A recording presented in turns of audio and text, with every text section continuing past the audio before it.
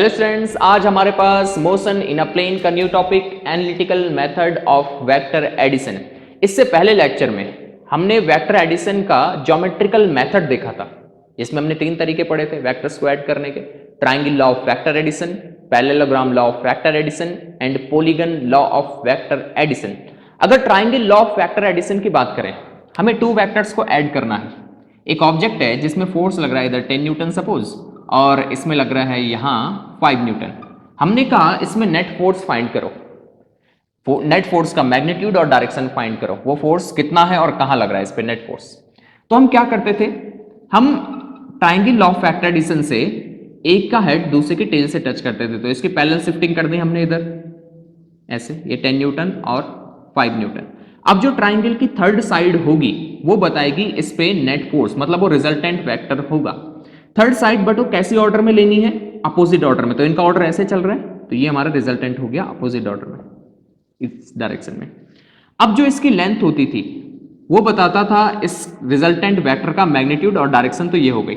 अब देखिए हम क्या करते हैं इसमें, हम पहले स्केल सेलेक्ट करते हैं। हमने लिया कि 1 सेंटीमीटर 1 न्यूटन है। अच्छा, ये स्केल जैसे हमने मैप ड्रॉ करना है, इंडिया का मैप ड्रॉ करना है, वहां भी लेते हैं। तो ग्राफ में स्केल लेते हैं 1 सेंटीमीटर 1 न्यूटन, ऐसे ग्राफ में भी स्केल लेते हैं ना, कि सपोज 1 सेंटीमीटर 1 किलोमीटर ऐसा करके।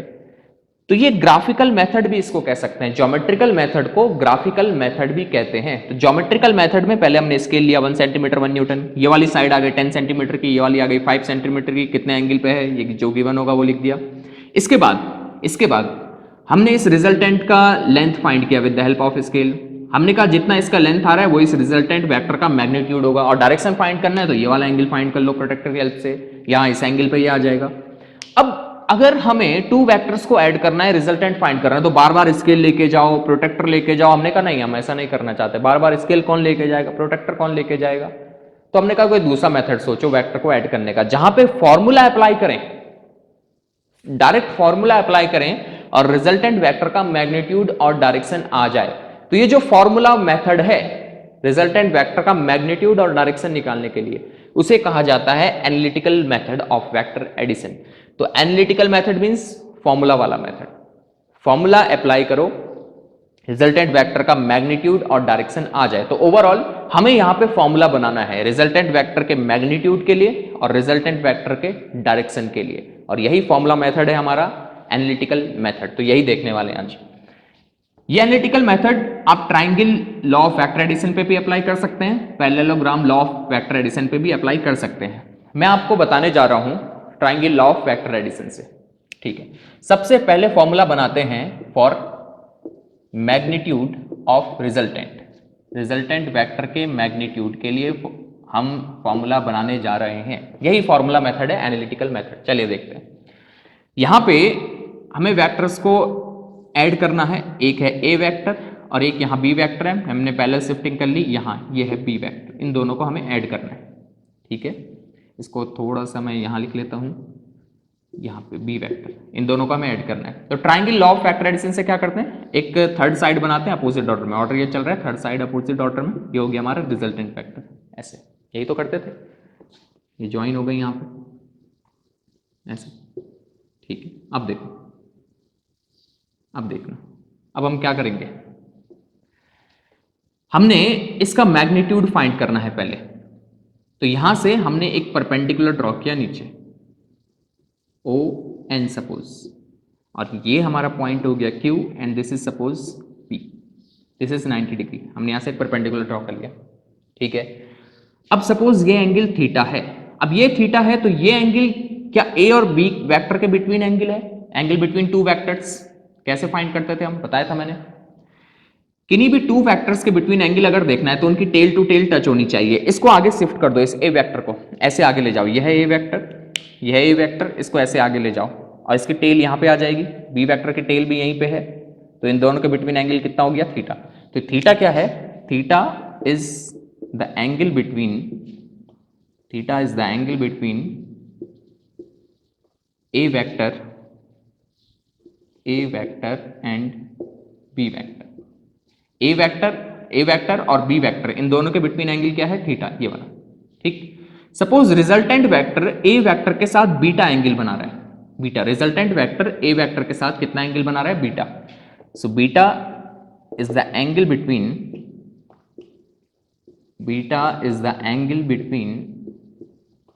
Are vector and A vector. ठीक, चलिए सबसे पहले हम रिजल्टेंट वेक्टर का मैग्नीट्यूड फाइंड करने जा रहे हैं, उसके लिए फॉर्मूला बनाने जा रहे हैं। ठीक, हमने कहा ट्राइंगल ओ एन पी में देखो, in triangle O N P, ये वाले ट्राइंगल में ओ एन पी, यहां पे साइन थीटा किसके इक्वल होगा? Sine theta will be equal to sine theta is perpendicular upon hypotenuse means O N upon hypotenuse इसके सामने वाली, परपेंडिकुलर एंगल के सामने वाली जो देख रहे हैं, तो हाइपोटेनियस ये हो गई बी। तो sine theta is perpendicular O N upon hypotenuse B. अब बस इसका मैग्नीट्यूड लिख रहा हूं, बी वेक्टर का मैग्नीट्यूड। ठीक है, अब देखिए ओ एन किसके इक्वल हो गया? यहां से आया O N equal to B sine theta, ये आगे यूज होने वाला है, O N equal to B sine theta. ठीक, चलिए अब देखिए इसी ट्राइंगल में, देखिए इस ट्राइंगल में, ट्राइंगल ओ एन पी में कॉस थीटा किसके इक्वल आ जाएगा? Cos theta is base upon hypotenuse, base is P N upon hypotenuse is B. So P N equal to B sine theta, B cos theta, P N equal to B cos theta, इसकी भी जरूरत पड़ने वाली है आगे। ठीक हो गया, चलो अब ये पूरे ट्राइंगल में देखो ओ एन क्यू, इन ट्राइंगल ओ एन क्यू में hypotenuse square means O Q square is equal to perpendicular square means O N square plus base square means Q N square, इसको और आगे सॉल्व करेंगे। O Q square is equal to O N square plus Q N क्या है? Q P plus P N, Q N क्या है? Q P plus P N, तो इसको मैं लिख सकता हूं Q P plus P N whole square. ठीक है, अब ओ क्यू क्या है? ओ क्यू ये है रिजल्टेंट, तो ये मैग्नीट्यूड लिखा मैंने रिजल्टेंट का, आर स्क्वायर हो गया। ओ क्यू क्या है? ये रिजल्टेंट ही तो है, तो R square it is equal to O N, O N क्या है? बी साइन थीटा, तो B square sine square theta.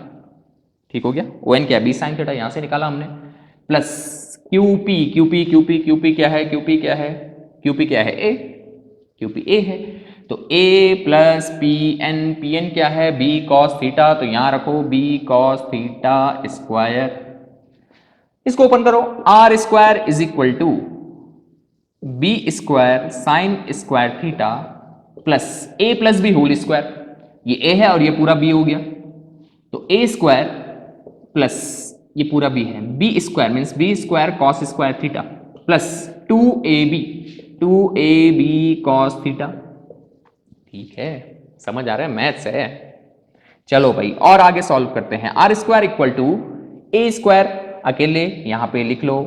अब देखो मैं डायरेक्ट कर रहा हूं, यहां इन दोनों से, ये दोनों टर्म से बी स्क्वायर कॉमन ले लो, तो क्या मिलेगा? इससे और इससे बी स्क्वायर कॉमन ले लो, तो बचेगा sine square theta plus cos square theta, और sine square theta plus cos square theta क्या होता है? 1। ये बी स्क्वायर कॉमन लिया ना इन दोनों से, तो अंदर बचेगा sine square theta plus cos square theta, ये तो 1 होता है, तो ये अकेला बचा बी स्क्वायर प्लस लास्ट वाला टर्म 2ab कॉस थीटा, और ये आ गया हमारे पास, इसका अंडर रूट कर लेंगे, R equal to under root A square plus B square plus 2ab cos theta. तो ये फॉर्मूला आ गया रिजल्टेंट वेक्टर का magnitude, under root A square plus B square plus 2ab cos theta. हमें geometrical method से अगर magnitude निकालना है तो हम इसकी लेंथ फाइंड करते थे स्केल से, फिर जो स्केल लिया उससे मल्टीप्लाई कर देते थे, लेकिन यहां पे देखिए डायरेक्ट है, ए का मैग्नीट्यूड, बी का मैग्नीट्यूड, 2 तो 2 है, ए का मैग्नीट्यूड, बी का मैग्नीट्यूड, थीटा क्या है? Theta is the angle between A vector and B vector. तो हमारे पास A vector B vector given है, उनके बिटवीन एंगल थीटा दिया हुआ है, तो हम रिजल्टेंट वेक्टर का मैग्नीट्यूड इस फॉर्मूले से निकाल सकते हैं। सीधा फॉर्मूला मेथड है, इसीलिए इसको एनालिटिकल मेथड कहते हैं। बड़ा अच्छा है, बहुत इंपॉर्टेंट भी है, ये 12th तक और आगे तक भी आपका पीछा नहीं छोड़ेगा, तो इसको अच्छे से क्लियर कर लें भाई।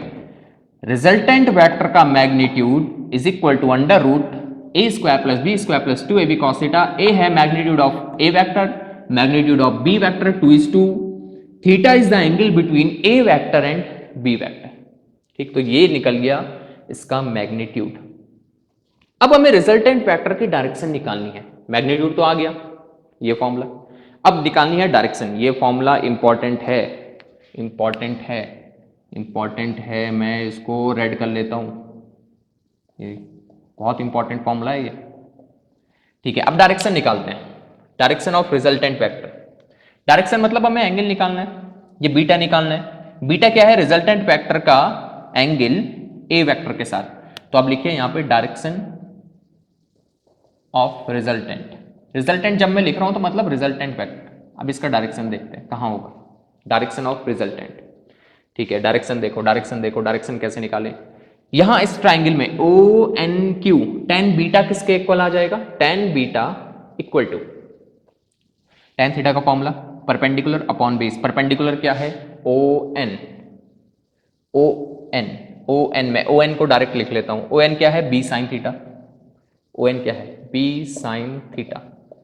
परपेंडिकुलर अपॉन बेस, बेस ये मतलब ए प्लस पी एन, और पी एन क्या है? B cos theta. तो ये आ गया टेन बीटा। और अगर हमें बीटा चाहिए एंगल तो ये टेन इनवर्स हो जाएगा। टेन इनवर्स, ऐसा भी लिख सकते हैं इसको, tan inverse B sine theta upon A plus B cos theta. ठीक है, ऐसा भी लिख सकते हैं। बीटा क्या है? रिजल्टेंट वेक्टर का एंगल लिखा हुआ है मैंने। Beta is the angle between resultant vector and A vector. तो tan beta equal to B sine theta upon A plus B cos theta. अब इसको कैसे याद रखें? तो ऐसे याद रखें, बीटा किसके साथ एंगल है? ए के साथ, ए के साथ। किसके साथ? ए के साथ। बीटा एंगल है रिजल्टेंट वेक्टर का ए के साथ, तो ए साइन और कॉस से फ्री रहेगा, मतलब अकेले रहेगा। ए एंगल, ए अकेले। समझ आ गया? अकेले रहने का मतलब साइन और कॉस से फ्री रहेगा। फिर से देखो, जिसके साथ एंगल होगा रिजल्टेंट वेक्टर का वो साइन और कॉस से फ्री रहेगा। ठीक, ए के साथ एंगल है बीटा, तो वो साइन और कॉस से फ्री रहेगा। ठीक हो गया? अब देखिए टेन थीटा, मैं रखने का तरीका बता रहा हूं आपको। टेन थीटा क्या होता है? Sine upon cos.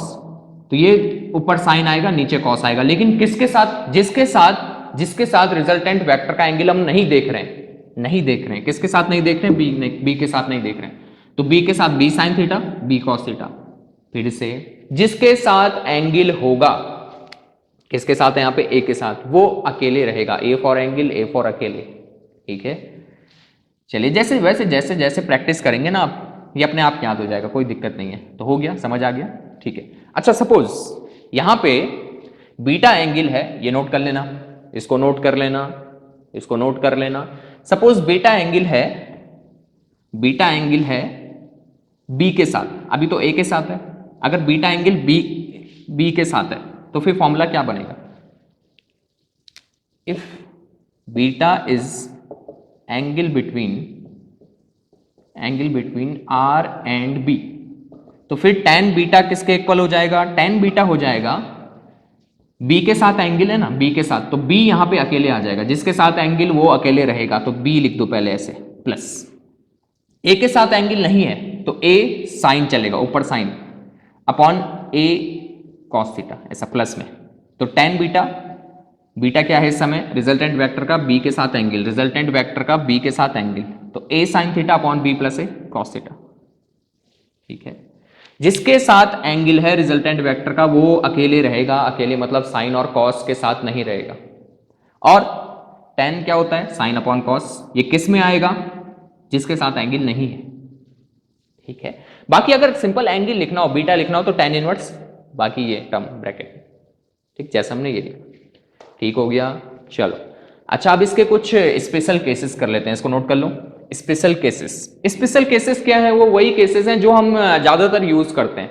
बाकी दो चीजें आपको आनी चाहिए, रिजल्टेंट का मैग्नीट्यूड और डायरेक्शन। ये फॉर्मूले आ गए तो फिर सब आपको आ जाएगा वेक्टर से रिलेटेड। ठीक है, अब देखो, अब स्पेशल केसेस कर लेते हैं। स्पेशल केसेस यहीं से निकले हुए हैं, उनको याद करने की जरूरत नहीं है, उनका बस जो रिजल्ट है वो देखना है। ठीक, बाकी जैसा मैं कह रहा हूं, ये दो ही फॉर्मूलेज इंपॉर्टेंट हैं, यहां से सब केसेस निकल जाएंगे, कैसे भी केसेस हों। लेकिन ये ऐसे याद नहीं होंगे। जब आप करेंगे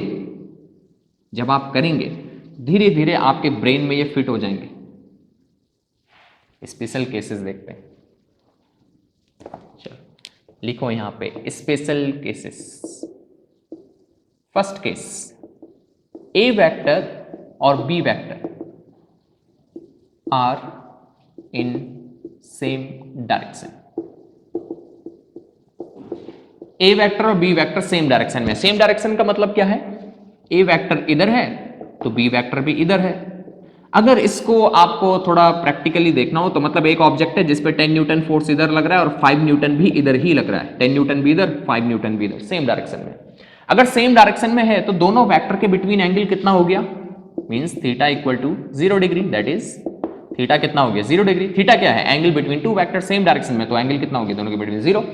एंगल 0 हो गया तो रिजल्टेंट किसके इक्वल आएगा? यहां से निकालते हैं। देखो cos 0 इज 1, तो ये क्या बचेगा? अंडर रूट, यहां पे करता हूं डायरेक्ट रिजल्ट लिखूंगा यहां पे, फिर अंडर रूट, ये तो 1 हो गया, A square plus B square plus 2ab, A square plus B square plus 2ab, A square plus B square plus 2ab, A square plus B square 2ab, A plus B whole square. A plus B whole square क्या होता है? A square plus B square plus 2ab तो होता है। अब ये under root open हुआ तो आर इक्वल टू क्या आ गया? ए प्लस बी। इसका मतलब क्या है? इसका मीनिंग ये है कि अगर दोनों वेक्टर सेम डायरेक्शन में हो तो आपको सिंपल उनको ऐड कर देना है रिजल्टेंट फाइंड करने के लिए। मतलब अगर एक ऑब्जेक्ट है उस पर 10 न्यूटन फोर्स इधर लगा, 5 न्यूटन भी इधर लगा, तो नेट फोर्स उस पर कितना लगेगा? दोनों को प्लस कर दो, 15 न्यूटन। ठीक, एक ऑब्जेक्ट ऐसा है उस पर फोर्स इधर लगा 20 न्यूटन, वहीं लगा उस पर 1 न्यूटन, तो टोटल फोर्स कितना लगा? 21 न्यूटन नेट फोर्स। अच्छा, अब इस नेट फोर्स की डायरेक्शन कहां होगी? बीटा निकालो यहां से। एंगल 0 है, बी के साथ ही ए के साथ देख रहे हैं, सपोज ए के साथ देख रहे हैं, ये तो 0 हो गया। साइन 0 0, 0 अपॉन कुछ भी 0, मतलब tan की कौन सी वैल्यू 0 होती है? 0, तो beta equal to 0, beta equal to 0। Beta क्या है? रिजल्टेंट वेक्टर का एंगल ए के साथ, तो ए के साथ कितना एंगल बना रहा है? 0। 0 का मतलब ये है कि ये वेक्टर इसी लाइन पे होगा, इसी लाइन पे होगा। तो हम ये कहेंगे कि रिजल्टेंट वेक्टर का डायरेक्शन कहां है? जहां दोनों वेक्टर हैं। लिख लेते हैं इसको, R is along A and B। किस केस में? जब A और B सेम डायरेक्शन में हो तो रिजल्टेंट वेक्टर भी उन्हीं की डायरेक्शन में होगा। ठीक है, चलो थोड़ा इसको समझ लेते हैं। और यहां पे आपके पास एक ऑब्जेक्ट है ऐसे, इस पे फोर्स लग रहा है इधर 100 न्यूटन, एक और फोर्स इस पे लग रहा है 50 न्यूटन। तो बताइए इस पे टोटल फोर्स कितना लग रहा है? कौन सी डायरेक्शन में लग रहा है? तो टोटल फोर्स इस पे लग रहा है, दोनों को प्लस कर दो, 150 न्यूटन। और कौन सी डायरेक्शन में? ये वाली डायरेक्शन में जहां ये दोनों फोर्स है, यही लगेगा। ठीक है, खुद ही सोचो ना, अगर ये ऑब्जेक्ट मूव कर सकता हमारे फोर्स से तो ये कहां मूव करेगा? यहीं तो मूव करेगा, ये इन दोनों फोर्स से यहीं तो मूव करेगा। ठीक, चलो ये हुआ केस नंबर 1। केस नंबर 2, ये केसेस कुछ नहीं है, यहीं से निकले हुए हैं, लेकिन ये केसेस इसलिए बताए जाते हैं क्योंकि ये ज्यादातर यूज होते हैं। Second case, A and B are opposite to each other. ये अपोजिट है, हम अभी एक ही डायरेक्शन में थे, अभी अपोजिट है। मतलब ए वेक्टर इधर है सपोज और बी वेक्टर इधर है, तो फिर इनका रिजल्टेंट कितना होगा? कौन सी डायरेक्शन में होगा? मतलब अगर ये अपोजिट है तो दोनों के बिटवीन एंगल कितना हो गया? टेल टू टेल ज्वाइन है, एंगल कितना हो गया? 180 डिग्री, 180 डिग्री एंगल हो गया।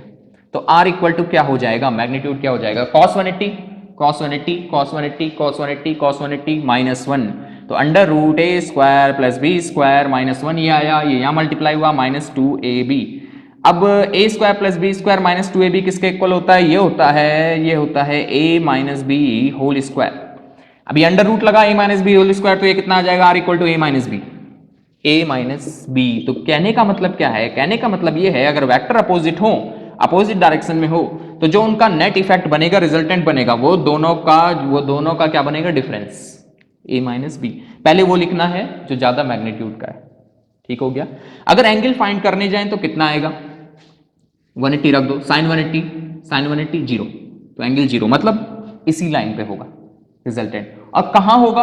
वहां होगा जहां ज्यादा मैग्नीट्यूड वाला वेक्टर होगा। तो पहले लिख लेते हैं फिर समझाता हूं, देखो इसको। R is along bigger vector, bigger vector समझ रहे हैं magnitude wise, R is along bigger vector magnitude wise. इसको थोड़ा समझाता हूं, देखो सर जब फोर्स आता है तब समझ में आता है, तो दे रहा हूं मैं, फोर्स से ही समझा रहा हूं। यहां पे एक ऑब्जेक्ट है, इस पे फोर्स लग रहा है इधर सपोज 100 न्यूटन, और यहां लग रहा है इस पे 10 न्यूटन। तो बताइए इस पे नेट फोर्स कितना लग रहा है? अपोजिट है, डायरेक्ट माइनस कर दो, माइनस कर दो, 100 माइनस 10 90 न्यूटन। कहां लगेगा? कहां लगेगा? जहां ज्यादा मैग्नीट्यूड वाला फोर्स होगा, मतलब इस साइड। नेट फोर्स इस पे इस साइड लग रहा है। खुद सोचो, एक ऑब्जेक्ट है और ये हम इस फोर्स से मूव कर सकता है। इधर लग रहा है 100 न्यूटन, इधर लग रहा है 100 न्यूटन, यहां से इधर 100 न्यूटन, और यहां लग रहा है 10 न्यूटन। तो ये कहां मूव करेगा? खुद सोचो, ये 100 न्यूटन, ये 10 न्यूटन, तो जो डोमिनेट कर रहा होगा फोर्स उधर की तरफ मूव करेगा, तो इधर की तरफ मूव करेगा। और नेट फोर्स कितना लग रहा है? 100 को कैंसिल करने वाला 10 है, तो नेट फोर्स कितना लग रहा है? 90 न्यूटन, और इस साइड जहां लार्ज मैग्नीट्यूड वाला वेक्टर है। ठीक है, चलिए ये भी समझ में आ गया।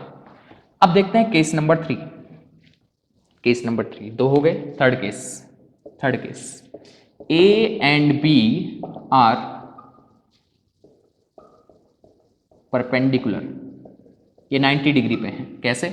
यहां हमारे पास A वेक्टर है और इसके 90 डिग्री पे B वेक्टर है। तो फिर रिजल्टेंट का मैग्नीट्यूड कितना आएगा और उसकी डायरेक्शन किधर आएगी?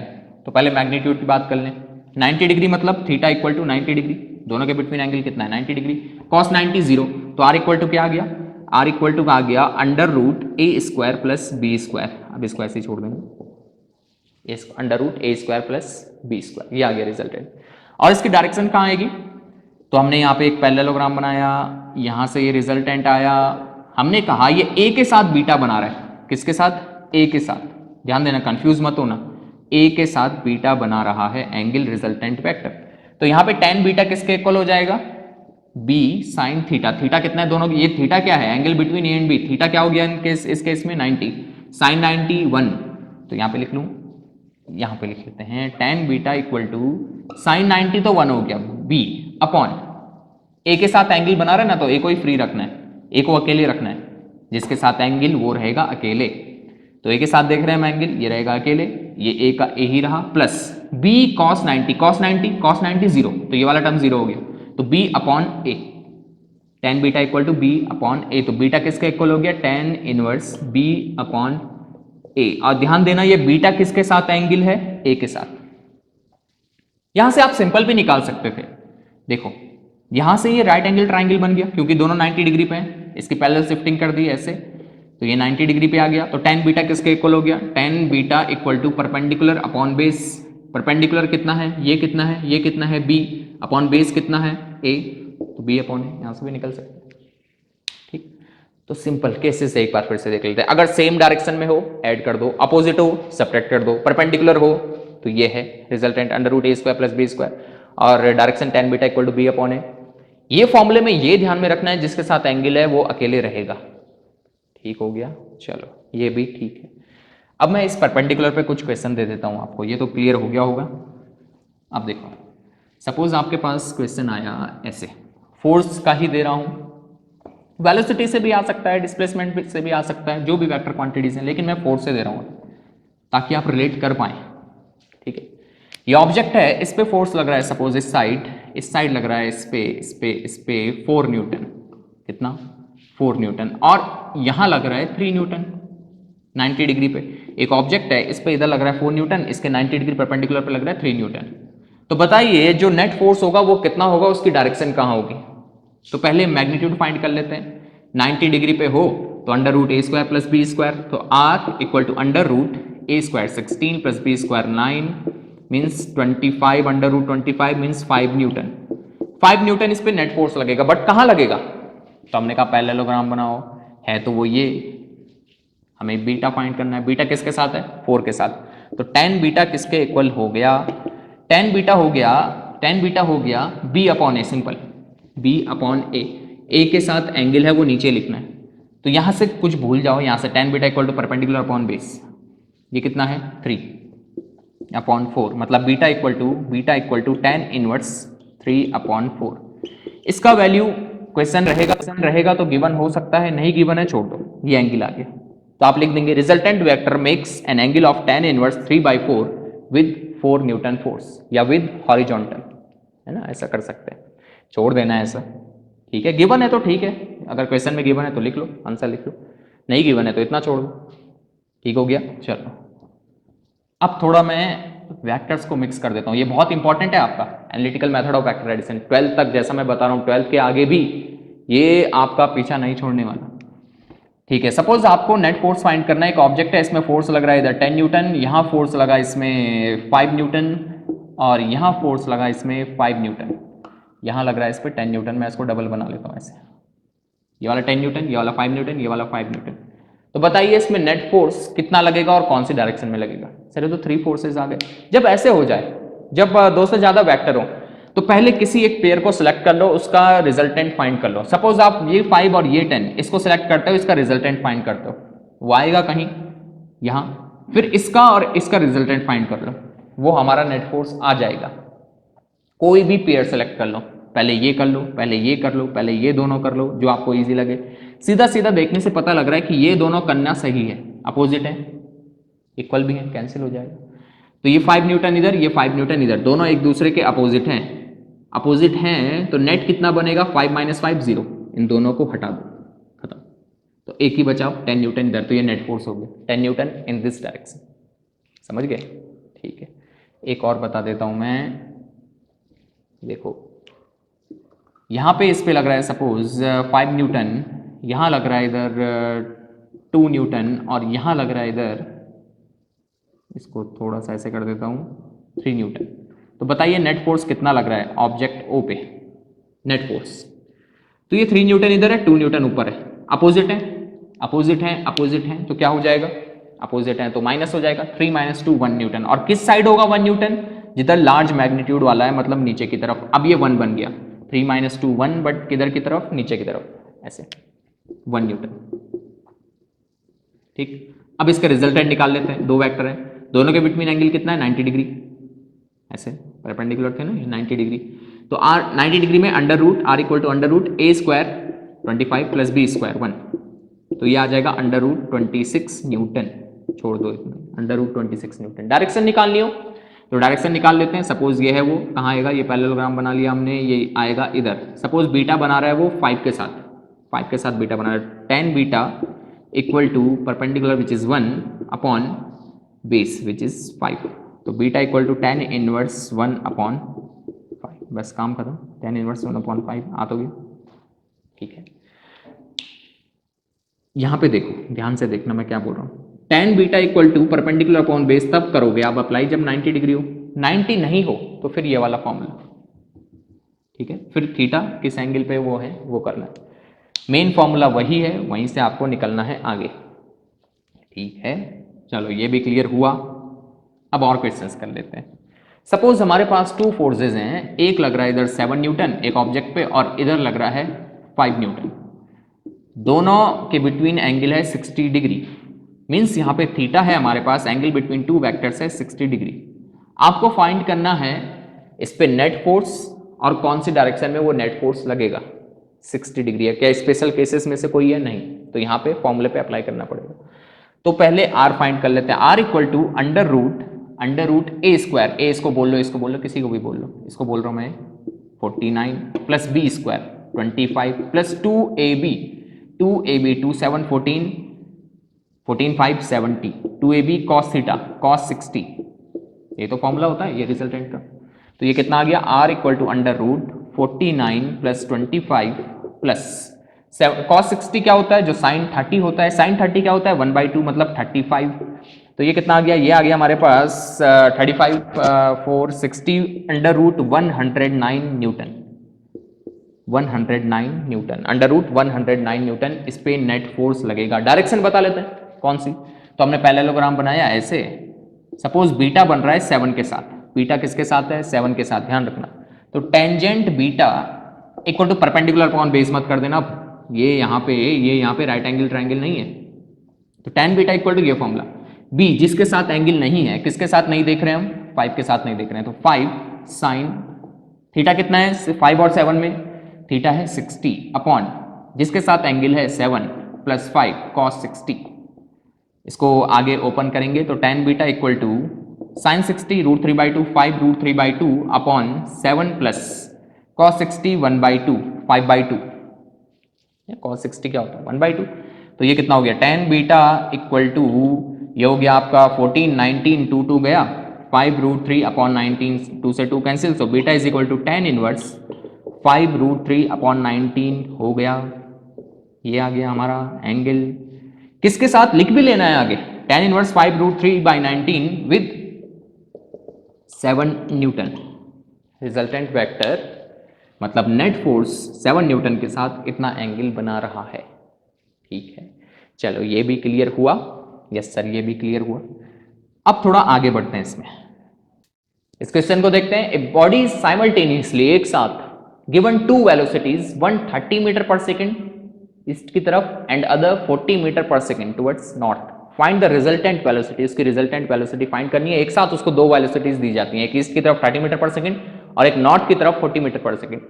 कुछ बच्चे कंफ्यूज रहते हैं सर डायरेक्शन कैसे बनाए, तो डायरेक्शन बनाने के लिए सबसे पहले तो ऐसे करो, उसके बाद याद रखो नॉटी एलिफेंट स्प्रेज वाटर, अब क्लॉकवाइज चल दो NESW, और कहां चलना है क्लॉकवाइज, जहां क्लॉक चलती है ऐसे, क्या naughty elephant sprays water, naughty elephant sprays water, naughty elephant sprays water clockwise, north east south west, काम खत्म। अब देखो क्वेश्चन देखो, समझ आ गया डायरेक्शन का, ठीक है। अब देखिए यहां पे इसको 30 मीटर पर सेकेंड दी जाती है टुवर्ड्स ईस्ट, ईस्ट की तरफ उसकी वेलोसिटी है 30 मीटर पर सेकेंड, ठीक है भाई, and 40 metre per second towards north, यहां 40 मीटर पर सेकेंड, ओके। दोनों वेक्टर के बिटवीन एंगल कितना हो गया 90 डिग्री, मतलब यहां पे थीटा है हमारा 90 डिग्री। अब हमें रिजल्टेंट वेलोसिटी फाइंड करनी है, मतलब उसका मैग्नीट्यूड, रिजल्टेंट वेलोसिटी और उसका डायरेक्शन, ठीक है। देखते हैं पहले मैग्नीट्यूड फाइंड कर लेते हैं, दोनों 90 डिग्री पे हैं, तो आर इक्वल टू फॉर्मूला क्या होता है अंडर रूट, रिजल्टेंट का formula under root A square plus B square plus 2ab cos theta, theta इस केस में 90 डिग्री है, केस भी देखा इससे पहले special case cos 90 0 under root A square plus B square, मतलब अंडर रूट ये हमारा रिजल्टेंट वेलोसिटी है, ठीक है आर, तो under root A square 900 plus B square 1600, under root 900 plus 1600 under root 2500, under root 2500 means 50 metre per second, तो magnitude तो resultant velocity का आ गया 50 मीटर पर सेकेंड। अब डायरेक्शन, डायरेक्शन किधर है, यह है हमारी रिजल्टेंट वेलोसिटी, सपोज इसको हटा देता हूं यहां से, अब हमारी रिजल्टेंट वेलोसिटी, ये हमने पैरेललोग्राम बनाया और रिजल्टेंट वेलोसिटी बीटा बना रही है 30 वाले के साथ, तो tan beta, tan beta, tan beta क्या लिखेंगे, जिसके साथ एंगल नहीं है 40 sine 90 upon 30 plus 40 cos 90, cos 90 0 sine 91, मतलब 40 अपॉन 30, ऐसे तो देख लो tan theta equal to perpendicular upon base, मतलब 40 अपॉन 30, 40 अपॉन 30 मीन्स 4/3, तो बीटा 4/3 हो जाएगा ना, beta equal to tan inverse 4/3 छोड़ दो, 4/3 किसके साथ लिखना भी पड़ेगा, लिखना भी पड़ेगा, हेंस रिजल्टेंट वेलोसिटी, रिजल्टेंट ये इंपॉर्टेंट है लिखना है, ऐसे ही मत छोड़ देना, resultant velocity makes tan inverse 4/3 angle with किसके साथ, या तो लिख लो विद 30 मीटर पर सेकेंड, या सही तरीका ये है कि विद ईस्ट, ईस्ट के साथ, विद ईस्ट या फ्रॉम ईस्ट ऐसा कर सकते हैं, विद ईस्ट ऐसा यहां पे, ठीक है, कितना 30 मीटर पर सेकेंड के साथ tan इनवर्स 4/3 एंगल बन रहा है रिजल्टेंट वेलोसिटी का, या आपने बीटा ये लिया है और फिगर ऐसा बनाया है तो विद ईस्ट, और मैग्नीट्यूड कितना है रिजल्टेंट वेलोसिटी का 50 मीटर पर सेकेंड, ठीक है, ऐसा करना है। चलो अब नेक्स्ट क्वेश्चन करते हैं। Particle is acted upon bye 4 forces simultaneously, एक साथ उस पर 4 फोर्सेस लग रहे हैं, 30 newton east, 10 newton north, 50 newton west, 30 newton south, find resultant force on the particle, resultant force find करो। अभी सर आपने डायरेक्शन का बताया था, नॉटी एलिफेंट स्प्रेज वाटर चलना है क्लॉकवाइज, ठीक है, चलो हो गया। अब देखिए ये वो पार्टिकल है सपोज यहाँ पे, अब इस पे कौन कौन से फोर्स लग रहे हैं? 30 न्यूटन ईस्ट की तरफ, इधर 30 न्यूटन, और 10 newton north, 10 newton north, 50 newton west, 50 newton west, और 30 newton south, 30 newton south. Net force find करो विद डायरेक्शन, डायरेक्शन के साथ। ठीक है, चलो देखते हैं। बहुत सारे वेक्टर्स जब हमारे पास हों और सेम डायरेक्शन या अपोजिट डायरेक्शन में हो तो डायरेक्ट उनको कर देना। देखो जैसे पहले 10 और 30 अपोजिट हैं तो इनका नेट कहां बनेगा? तो लार्ज मैग्नीट्यूड वाला वेक्टर, और कितना बनेगा? दोनों का डिफरेंस 30 माइनस 10 20, ये साउथ की तरफ बन गया 20। ठीक है, ये ओरिजिन है ओ। 30 और 50 का कितना बनेगा? 50 माइनस 30 20, और किधर की तरफ बनेगा? जिधर लार्ज मैग्नीट्यूड वाला है, मतलब इधर की तरफ, वेस्ट की तरफ 20। तो इनका रिजल्टेंट कितना आ जाएगा? Magnitude under root A square मतलब 400 प्लस बी स्क्वायर मतलब 400 टू ए बी कॉस 90, क्योंकि दोनों के बिटवीन एंगल 90 है, एक इधर आएगा ना एक इधर आएगा, दोनों के बिटवीन एंगल 90 हो जाएगा। अंडर रूट 400 प्लस 400 ये आ जाएगा अंडर रूट 800 मतलब 20 रूट 2, यही तो आएगा 20 रूट 2 न्यूटन। अब डायरेक्शन निकालना है। नेट फोर्स तो मैग्नीट्यूड वाइज इतना हो गया 20 रूट 2 न्यूटन, लेकिन आएगा किधर? मैग्नीट्यूड तो ये है, डायरेक्शन किधर है? तो हमने कहा इसका पैरेललोग्राम बनाओ, बना दिया। ये हमारा रिजल्टेंट है, और सपोज बीटा बना रहा है इसके साथ, इधर वाले 20 न्यूटन के साथ, मतलब वेस्ट के साथ बीटा बना रहा है। वेस्ट के साथ कितना बना रहा है? बीटा। तो क्या लिखेंगे? tan बीटा इक्वल टू, जिसके साथ नहीं बना रहा है 20, ये वाला 20 साइन, दोनों के between 90 upon 20 sine 90 upon 20 plus 20 cos 90, cos 90 0, sine 90 1, तो 20 अपॉन 20 मतलब 1। कौन सी वैल्यू 1 होती है? तो डायरेक्ट दिख रहा है, इसमें tan इनवर्स 1 मत करो, कर दो, लेकिन डायरेक्ट दिख रहा है हमें कि 1 कौन सी वैल्यू होती है टेंजेंट की? 45 डिग्री। तो इसका मतलब अब लिखना भी है कि जो नेट फोर्स है 20 रूट 2 न्यूटन, जिसका मैग्नीट्यूड है वो 45 डिग्री एंगल बना रहा है, यहां है वो। तो 45 डिग्री किसके साथ? इसको क्या लिखेंगे हम? इस डायरेक्शन को लिख सकते हैं ऐसे। कैसे लिख सकते हैं? देखो, resultant force makes 45 degree angle from west, from south, या लिख सकते हैं सीधा 45 डिग्री एंगल विद 50 न्यूटन वाले के साथ 45 डिग्री। ठीक है, मेंशन करना इंपॉर्टेंट है कि कहां 45 डिग्री, लेकिन किसके साथ? यहां से 45 है तो यहां से भी 45 होगा, ये 90 डिग्री होगा, तो 45 डिग्री 30 के साथ, ये भी सही है। ठीक, या हम इसकी डायरेक्शन ऐसा बोलते हैं, कैसे बोलते हैं? साउथ ऑफ वेस्ट, ये भी बोल सकते हैं 45 डिग्री साउथ ऑफ वेस्ट। ये साउथ ऑफ वेस्ट का क्या मतलब है? साउथ ऑफ वेस्ट, तो इसको ऐसे समझिए, ये हमारा NESW। सपोज एंगल यहां से है ये, तो ये डायरेक्शन है हमारी वेस्ट ऑफ नॉर्थ। क्या बोलेंगे इसको? वेस्ट ऑफ नॉर्थ, नॉर्थ का वेस्ट। अगर हम यहां से एंगल देख रहे हैं तो इसको क्या बोलेंगे? इसको बोलेंगे नॉर्थ ऑफ वेस्ट। ये क्या, अगर यहां से एंगल देख रहे हैं तो ये क्या बोलेंगे? ये बोलेंगे हम वेस्ट ऑफ नॉर्थ, नॉर्थ का वेस्ट। अगर यहां से देख रहे हैं तो हम बोलेंगे, क्या बोलेंगे? अगर यहां से एंगल देख रहे हैं तो हम बोलेंगे नॉर्थ ऑफ वेस्ट। यहां से एंगल क्या हो गया? नॉर्थ ऑफ वेस्ट, वेस्ट का नॉर्थ, और यहां से देख रहे हैं तो वेस्ट ऑफ नॉर्थ, नॉर्थ का वेस्ट। ठीक है, कंफ्यूज तो नहीं हुए? नहीं। तो सिंपल, ज्यादा डायरेक्शन पे अगर आप नहीं चल रहे हैं, आपका एंगल आया 45 डिग्री, यहां पे मेंशन करना है बीटा ये है, ठीक, बीटा ये है, यहां पे बीटा लिख दो, ये है बीटा। तो आपको लिख देना है कि 45 डिग्री विद 50 न्यूटन, 50 न्यूटन के साथ 45 डिग्री। बाकी जो आपको अच्छा लगे डायरेक्शन लिखना, 45 डिग्री साउथ ऑफ वेस्ट, ये भी लिख सकते हैं। ठीक है, चलो ये भी क्लियर हुआ। ठीक है भाई, अब थोड़ा आगे इसमें चलेंगे, इसको कर लेना, आगे बढ़िए। A particle has displacement of 12 meter towards east and 5 meter towards north, then 6 meter vertically upwards। तो यहाँ पे डायरेक्शन थोड़ा अलग सी बनानी पड़ेंगी हमें, ईस्ट भी है, नॉर्थ भी है, और अपवर्ड भी है। Find magnitude of sum of these displacements, इसका मैग्नीट्यूड फाइंड करना है, बस डायरेक्शन नहीं करना है इस केस में। और एक क्वेश्चन ये है आपके पास, पहले ये वाला कर लेते हैं। ठीक है, डायरेक्शन बना लेते हैं, लेकिन डायरेक्शन इस समय थोड़ा मैं ऐसे बना रहा हूँ, समझ जाना इसको। ये हो गया हमारे पास नॉर्थ, ये तो ईस्ट, और ये S and this is W, not the elephant space water.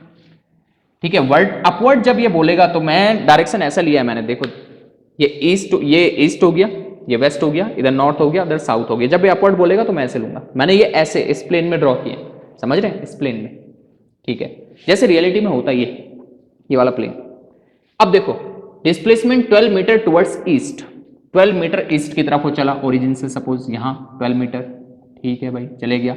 उसके बाद 5 मीटर टुवर्ड्स नॉर्थ, 5 मीटर नॉर्थ की तरफ यहां से ऊपर ऐसे, और उसके बाद 6 मीटर वर्टिकली अपवर्ड, ऐसे ये ऊपर उठ गया 6 metre. Find magnitude of sum of these displacements, इन डिस्प्लेसमेंट का, इनके सम का मैग्नीट्यूड फाइंड करना है। अब देखिए डिस्प्लेसमेंट वेक्टर है, तो एक वेक्टर ये है, एक वेक्टर ये है, और एक वेक्टर ये है।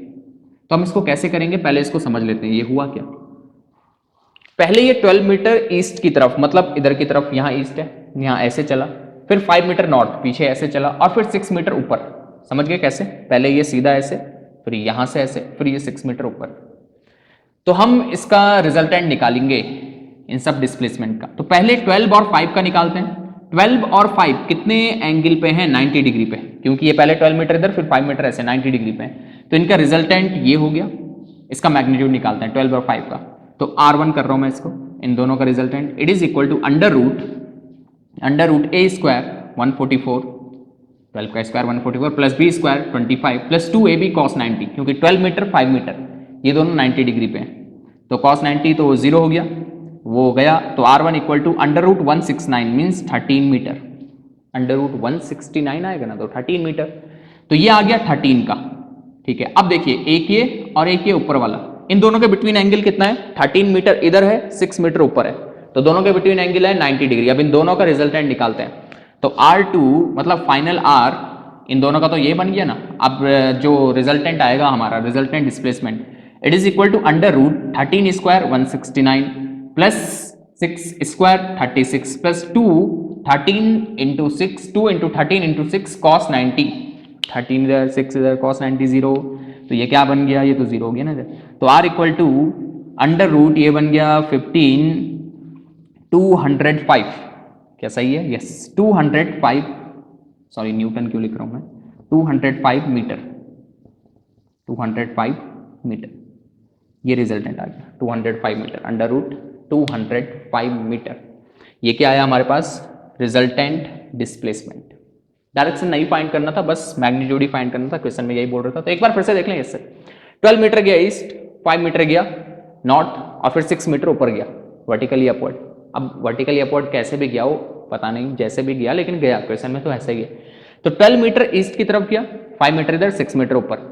तो हमने कहा रिजल्टेंट डिस्प्लेसमेंट निकालो, displacement is a vector quantity. तो पहले हमने 12 और 5 का निकाला, जो कि आया 13, बताया था मैंने। अगर 2 3 4 5 6 वेक्टर आपके पास हो तो कोई भी पेयर पहले सेलेक्ट कर लो। 12 और 5 का आया 13, फिर 13 और 6 का कितना आया, अंडर रूट 205 मीटर। ठीक हो गया, ठीक है। चलो अब ये वाला कर लेते हैं, ये वाला क्वेश्चन देखते हैं। करो करो, कर रहे होंगे आप लोग अपने आप इसको। कितना आया, कितना आया, यहां पे आपके पास 2 फोर्सेज हैं जिसका मैग्नीट्यूड है इन द रेशियो 3:5, 2 फोर्सेज जिनका मैग्नीट्यूड का रेशियो आपको गिवन है 3:5, और इन दोनों का रिजल्टेंट आता है 35 न्यूटन, और दोनों के बिटवीन एंगल है 60 डिग्री। तो दोनों का वैल्यू बताओ। अब तो मैथ्स आ गई यहां पे, चलो करते हैं, इजी है, कोई दिक्कत नहीं है। 2 फोर्सेस सपोज A और B है, इनका रेशियो है 3/5। सपोज A है 3x and B is 5x, तो रेशियो 3/5 भी तो आ जाएगा। A/B कर दो, x कैंसिल, 3/5, A 3x ले लिया, B को 5x ले लिया। अब क्या है, इनका रिजल्टेंट है 35 न्यूटन। रिजल्टेंट कितना आता है, 35 न्यूटन। फिर से देखो, इनका रेशियो 3/5 आ गया, तो A 3x ले लिया, B 5x आ गया। जब इसको डिवाइड करेंगे x कैंसिल, तो 3/5 रेशियो आएगा। रिजल्टेंट है दोनों का 35, angle between them is 60 degree, दोनों के बिटवीन एंगल कितना है, 60 डिग्री। तो आपको find magnitude of each force, दोनों का मैग्नीट्यूड फाइंड करना है, A और B फाइंड करना है। चलो भाई करते हैं करते हैं करते हैं। तो resultant 35, it is equal to under root A square 9x square plus B square 25x square plus 2A, A is 3x, B is 5x, 2AB cos 90, sorry 90 नहीं 60, दोनों के बीच में एंगल 60 है, cos 60। ठीक है, ओपन करेंगे अभी तो ये हो गया 34x square plus 2 3 6 6 5 30x square cos 60। cos 60 क्या होता है, जो sin 30 होता है 1/2 इंटू 1/2। ये हो गया 15, तो 35 इज इक्वल टू, ये 15 हो गया ना, 15 plus 34 49 under root 49x square. इसको ओपन करेंगे तो 35 इज इक्वल टू 7x। तो x कितना आ गया, x आ गया आपके पास 5, x 5 आ गया तो a किसके इक्वल हो जाएगा, 3 इंटू 5 15 न्यूटन, क्योंकि रिजल्टेंट न्यूटन में ही था। एंड b 5 इंटू 5 25 न्यूटन, एक 15 है एक 25 है। ठीक है, हो गया, कहानी खत्म। फिर से देखो क्या कर रहा है, एक बार फिर से देखें। दो फोर्सेस है जिनका मैग्नीट्यूड का रेशियो 3/5, 3:5, तो a को 3x ले लिया, b को 5x, 3x/5x 3:5 ही आएगा। रिजल्टेंट 35 न्यूटन है, एंगल बिटवीन देम 60 डिग्री। तो r equal to 35 equal to under root a square plus b square plus 2ab cos 60, दोनों के बिटवीन एंगल 60 डिग्री। सॉल्व किया, 7x equal to 35, x equal to 5, तो ये 15 और ये 25 हो गया। ठीक है, एक और फाइनल एक और क्वेश्चन कर लेते हैं, चलो।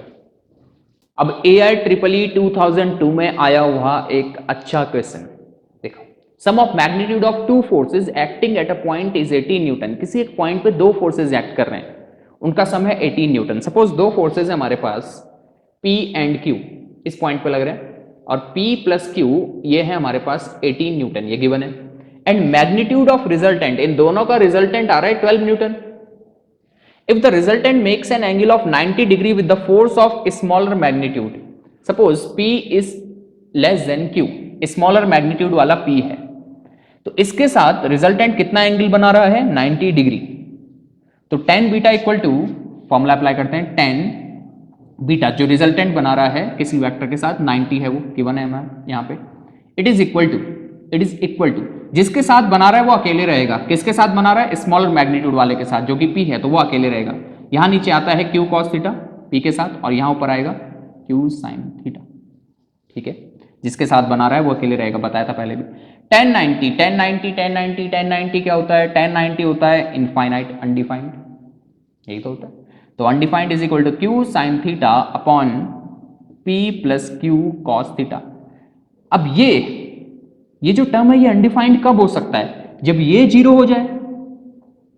जब ये जीरो हो जाए तभी तो ये अनडिफाइंड होगा, और ये जीरो होने का मतलब P plus Q cos theta जब जीरो हो जाए तो ये टर्म अनडिफाइंड हो जाएगा। ठीक, तो यहां से हम निकाल सकते हैं, यहां से निकल सकता है cos थीटा किसके इक्वल आ जाएगा, cos theta will be equal to, ये इधर गया माइनस P अपॉन Q, ये माइनस P अपॉन Q। ठीक है, हमें फाइंड क्या करना है, दोनों फोर्सेस का मैग्नीट्यूड, मतलब P और Q फाइंड करना है। फिर से देख लो, गिवन क्या है, दो फोर्सेस का सम 18, इनका रिजल्टेंट है 12। एक स्मॉल मैग्नीट्यूड का है, P is less than Q, तो जो स्मॉल का है उसके साथ रिजल्टेंट 90 डिग्री का एंगल बना रहा है, tan 90, ये स्मॉल है अकेले रहेगा, Q sin theta upon P plus Q cos theta. ये अनडिफाइंड कब हो सकता है, जब ये जीरो हो जाए। तो cos theta equal to minus P upon Q, हमें दोनों फोर्सेस का मैग्नीट्यूड फाइंड करना है। ठीक है, रिजल्टेंट का formula under root a square plus b square plus 2ab cos theta. अब देखो AIEEE में आया तो थोड़ा कैलकुलेशन तो पड़ेगी इसमें जरूरत। R गिवन है 12, it is equal to under root p square plus q square plus 2pq cos theta is minus p upon q, ये माइनस आ गया माइनस p अपॉन q। दोनों साइड हमने स्क्वायर कर दिया, हमें तो p और q फाइंड करना है, दोनों साइड हमने स्क्वायर कर दिया, तो ये आ जाएगा 144, 12 स्क्वायर 144, स्क्वायर कर दिया p square plus q square. अब देखिए q गया माइनस 2p स्क्वायर, मतलब 144 equal to q square minus 2p square plus p square means minus p square. ठीक है, सही है। अब देखो p plus Q equal to 18 है, p plus Q equal to 18 given है, तो यहां से यहां p या q का वैल्यू रख लो, p रख लेते हैं 18 माइनस क्यू, यहां पे आ जाएगा 144 equal to Q square minus p को यहां रख लेते हैं 18 minus Q square, 18 minus Q, ये p है ना, 18 माइनस क्यू यहां आ जाएगा, तो 144 इक्वल टू क्यू स्क्वायर। अब इसको ओपन करेंगे, ए स्क्वायर 18 स्क्वायर कितना होता है, 18 स्क्वायर होता है आपके पास 18 इंटू 18 324, यही तो होता है। 18 इंटू 18 कितना हो जाएगा 324 plus Q square, A square plus B square minus 2ab, ये आ जाएगा Q square cancel, 144 equal to minus 324 plus 36 Q, ये इधर आ जाएगा, ये हो जाएगा आपके पास 36Q इज इक्वल टू 86468। तो Q किसके इक्वल आ गया? Q आ गया आपके पास 468 अपॉन 36। अब देखो किससे कैंसिल, ये हो गया 18, ये कैंसिल करोगे 18, 2 2 4 2 3 6 2 4 8, फिर से 2 9 2 1 2 2 1 2 2 7 14, और ये हो गया आपके पास 919 9 3 27, 919 9 3 27, मतलब Q आ गया, तो सॉल्व कर लोगे ना, 919 9 3 27, Q equal to 13, Q equal to 13 newton, और Q 13 आ गया तो P क्या आ जाएगा? Q आ गया 13 न्यूटन, यहाँ से सॉल्व करके Q 13 न्यूटन, Q 13 आ गया तो P क्या आ जाएगा? P आ जाएगा आपके पास 18 माइनस 13 5 न्यूटन। तो P आ गया आपके पास 5 न्यूटन। तो ये टू फोर्सेज आ गए, 30 न्यूटन और स्मॉलर मैग्नीट्यूड वाला 5 न्यूटन। आप इसको क्रॉस चेक कर सकते हैं, 13 5 रख के देखेंगे कि सही आ रहा है कि नहीं।